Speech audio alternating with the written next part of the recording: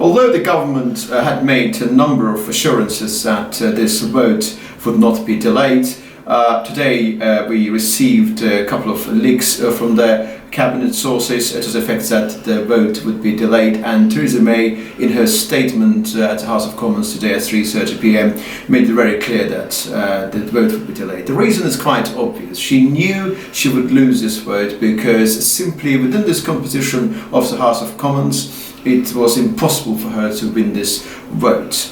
And the main reason is the Irish Backstop, which is an essential and a very controversial element of this deal.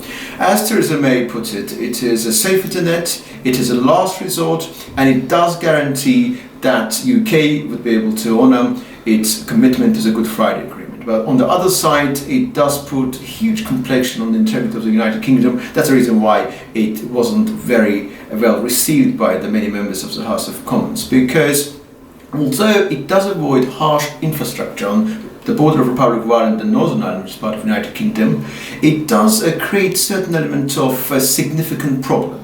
It is essential that for Northern Ireland to be able to, within this backstop, to be in a sense aligned to the single market rules, and at the same time the entire UK as a result of this backstop would be within the customs union with the European Union. And also this backstop is perceived to be something temporary, but if you look into the practicalities, it's very clear that for this backstop to be removed, all EU members have to agree, and in practical terms it could stay there forever, which means that UK wouldn't really be able to leave the European Union. This is a fundamental worry. DUP, with which the government of Theresa May had supply and support arrangements since 2017 June, was very against it because they cannot accept that a certain part of the UK could be under different regulation as opposed to the rest of the UK, and the Tory rebels were against it.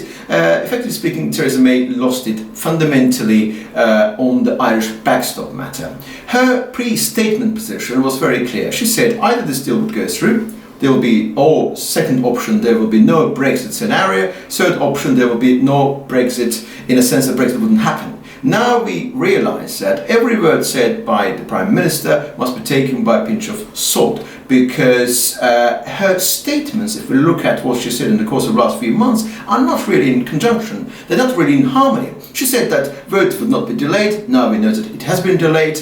She today made it very clear that there is no chance for the second referendum because people's vote in 2016 must be honoured, but now we understand it is not entirely unimaginable that after a certain stage, you may say, in the light of the changing circumstances, she would agree to the second referendum. Now she denies it, but given what her record, it is not entirely unimaginable in my judgment. The reason why Theresa May and her government found themselves in this difficult situation is, of course, there are complex reasons. The one reason is that Brexit in itself has never had a promise of being a painless, straightforward process. There were and there will be inherent difficulties. It's a very complex process, there's no precedent, there are lots of procedural nitty-gritties, and it is a very, very complex process to go through. But there have been a couple of setbacks which have increased the already very complex situation in terms of the severity of the complexity. And one of those reasons is that Theresa May failed miserably to win the overall majority in the House of Commons back in 2017 June. She and her party had an overall majority, which was gained under David Cameron back in 2015. She went to the election to have a better mandate to negotiate Brexit with the European Union. She did lose her majority. She was forced to be in line with DUP to have a supply and support arrangement, and as we know today, DUP is not exactly a very stable partner in a sense that they do not support Theresa May's proposal for the Brexit deal, and now she finds herself and her government in disarray. It's a very complex situation. Part of the complexity emanates from the Brexit as a whole, a very difficult process. And no Prime Minister would have been in an easy position. But the second reason is that Theresa May failed to achieve a certain level of majority in the House of Commons to be able to take this process through. And that's the reason her position today is not tenable at all. In terms of what could happen from now on, in my view, the possibilities are infinite. we know that nothing is unthinkable at this juncture. We know that everything said by politicians, including Prime Minister, must be considered with some element of skepticism. What will happen, we don't know really, but everything is quite possible. Today, in the debate in the House of Commons, there were a couple of statements made. Prime Minister was asked on numerous occasions whether she would agree to the second referendum. She said no, but I think that this is not really something that should be taken with absolute certainty. Also, Jeremy Corbyn and even Vince Cable, former Lib Dem leader, they announced the possibility of a vote of no confidence, which means that her government is not secure.